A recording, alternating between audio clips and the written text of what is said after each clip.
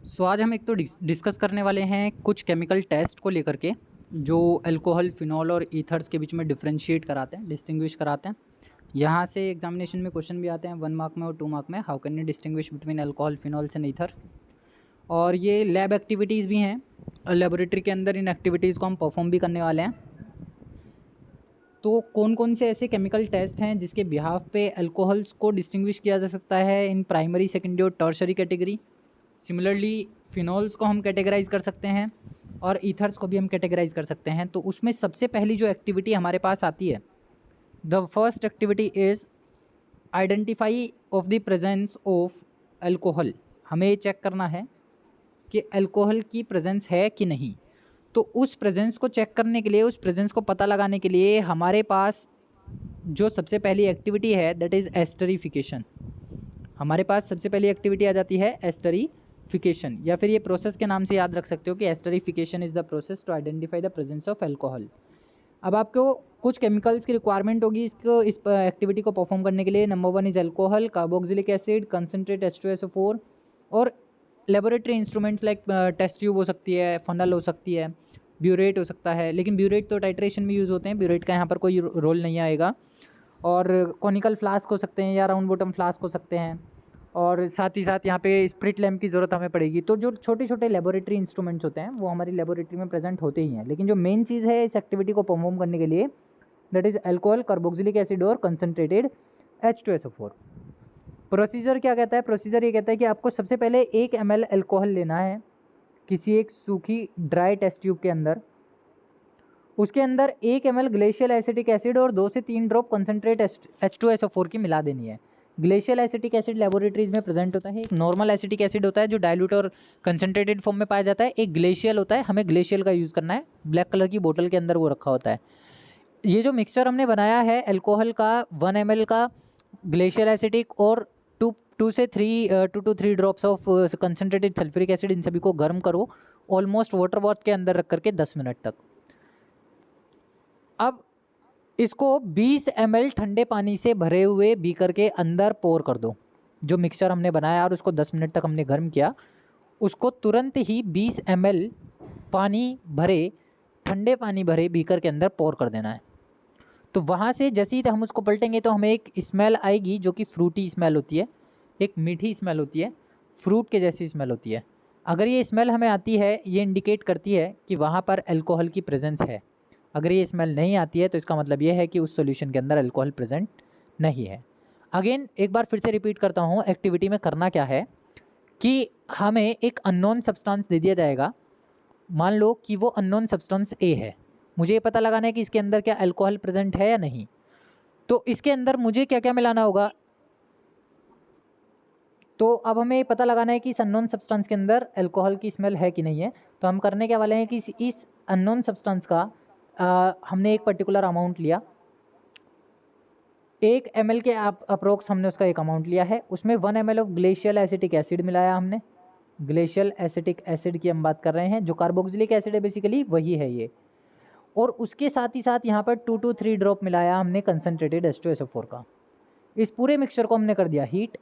अगर हीट करने के बाद जब हम इसको ठंडा करने के लिए रखते हैं, ऑलमोस्ट 20 ml ठंडे पानी की हमें रिक्वायरमेंट होती है इस टेस्ट ट्यूब को ठंडा करने के लिए, जिस टेस्ट ट्यूब में हमने रिएक्शन कराई है। ठंडा करने पर अगर हमें फ्रूटी लाइक स्मेल आती है, ऑर्डर आता है, तो इसका मतलब है कि इस अननोन सोल्यूशन ए के अंदर या अननोन सब्सटेंस ए के अंदर अल्कोहल प्रेजेंट था। उस अल्कोहल की स्मेल हमें आ रही है। सेकेंड एक्टिविटी इसमें हमारे पास आ जाती है to show acidic nature of phenol. आप कैसे शो करेंगे कि फिनॉल की जो नेचर है वो एसिडिक है, यानी कि फिनॉल एसिडिक करेक्टर को रिप्रेजेंट करता है। तो उसके लिए एक छोटी सी एक्टिविटी कि हमें चाहिए होगा फिनॉल, ब्लू लिटमस सॉल्यूशन या ब्लू लिटमस पेपर भी यूज़ कर सकते हैं हम उसकी जगह, और कुछ लेबोरेटरी अपरेटस लाइक वही टेस्ट ट्यूब और ड्रॉपर वगैरह। तो हमें करना क्या है, सबसे पहले जो फिनॉल हम लेकर के चल रहे हैं, क्योंकि हमें फिनॉल का एसिडिक बिहेवियर का पता लगाना है, तो हम क्या करेंगे 1 ml ऑफ फिनॉल को एक टेस्ट ट्यूब में ले लेंगे। 1 ml सफिशिएंट होता है, अदरवाइज हम इसका 2 ml भी ले सकते हैं, 3 ml भी ले सकते हैं। मिनिमम अमाउंट 1 ml सफिशिएंट होता है किसी भी केमिकल रिएक्शन को कराने के लिए। तो हमने करना क्या है कि फिनॉल का 1 ml ले लेना है और उसको टेस्ट ट्यूब के अंदर पोर कर लेना है। अब इसके अंदर अगर आपने ब्लू लिटमस सोल्यूशन लिया हुआ है तो उसकी 2 से 3 ड्रॉप इसके अंदर मिक्स करा दो, अदरवाइज आप ब्लू लिटमस पेपर को उसके अंदर डिप करा दो। अगर जो ब्लू लिटमस पेपर है उसका कलर रेड में कन्वर्ट हो गया, या फिर ये कह लो जो सोल्यूशन हमने ब्लू लिटमस सोल्यूशन का डाला वो पूरे बीकर के टेस्ट ट्यूब को कैसा कर देता है, रेड कलर के सोल्यूशन में बदल देता है। तो इसका मतलब ये है कि वो जो अननोन सोल्यूशन हमने लिया है दैट इज़ द फिनॉल। यहाँ पर हम फिक्स कर रहे हैं, यहाँ पर हम लिख करके कह रहे हैं कि फिनॉल ही लेना है आपको। तो हमें ये मालूम है पहले से कि ये फिनॉल का टेस्ट है, लेकिन जब कभी भी लेबोरेटरी में टेस्ट किए जाएंगे तो हमें एक अननोन सोल्यूशन लिख करके वो दिया जाएगा, यूएस अननोन सोल्यूशन के नाम से वो दिया जाएगा कि आपको अननोन सोल्यूशन के अंदर ब्लू लिटमस सोल्यूशन मिला देना है। अगर ब्लू लिटमस सोल्यूशन का कलर रेड हो जाता है तो इसका मतलब ये है कि फिनॉल की जो करेक्टरिस्टिक है वो एसिडिक है, क्योंकि acid turns blue litmus to red. और इसी तरीके से अगर आप ब्लू लिटमस पेपर को डिप कराते हैं तो पेपर भी ब्लू से किस में कन्वर्ट हो जाएगा, रेड में कन्वर्ट हो जाएगा। इस तरीके से जो चेंज ऑफ कलर हो रहा है इंडिकेटर का, वो आइडेंटिफाई कराता है कि फिनॉल की जो करेक्टरिस्टिक है वो एसिडिक है।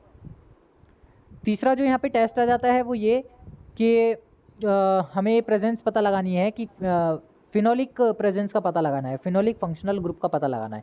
आपको एक अननोन सोल्यूशन दे दिया गया होगा, उस अननोन सोल्यूशन में फिनॉल का ग्रुप प्रेजेंट है कि नहीं है ये हमें पता लगाना है, ये ग्रुप वहाँ प्रेजेंट है या नहीं। तो इसको करने के लिए हमारे पास दो टेस्ट हैं। जो अननोन सोल्यूशन हमें मिला हुआ है उस अननोन सोल्यूशन पर एक बार मैं न्यूट्रल फेरिक क्लोराइड का टेस्ट लगाऊंगा और एक बार मैं उसके ऊपर लीबरमैन नाइट्रोसो टेस्ट लगाऊंगा। ये दोनों टेस्ट बारी बारी से हम लगा करके देखते हैं, अगर वहाँ पर फिनोलिक फंक्शनल ग्रुप प्रेजेंट होगा तो ये दोनों टेस्ट पास आउट करेगा, अदरवाइज ये टेस्ट पास आउट नहीं करेगा। तो अब ये जो अननोन सोल्यूशन हमने लिया हुआ है हम क्या करते हैं, उसमें मैंने माना एक रिक्वायरमेंट जो है मेरे को किसकी है, फिनॉल है वो, क्योंकि मुझे फिनॉल का ही पता लगाना है। तो वो अननोन सोल्यूशन मस्ट क्या होना चाहिए, फिनॉल होना चाहिए। तो ये मेरा अननोन सोल्यूशन, ये मेरा neutral ferric chloride solution FeCl3 का एक्वा सोल्यूशन हमने लिया है और एक टेस्ट ट्यूब हमने लिया है। करना कुछ नहीं है, टेस्ट ट्यूब के अंदर 1 ml ले लो फेरिक क्लोराइड सोल्यूशन का और उसके अंदर 2 से 3 ड्रॉप उस अननोन सोल्यूशन की डाल दो। वो जो अननोन सोल्यूशन है वो फिनॉल है अगर, तो वो क्या हो जाएगा, उसका कलर चेंज कर देगा और बिल्कुल पर्पल पिंक कर देगा।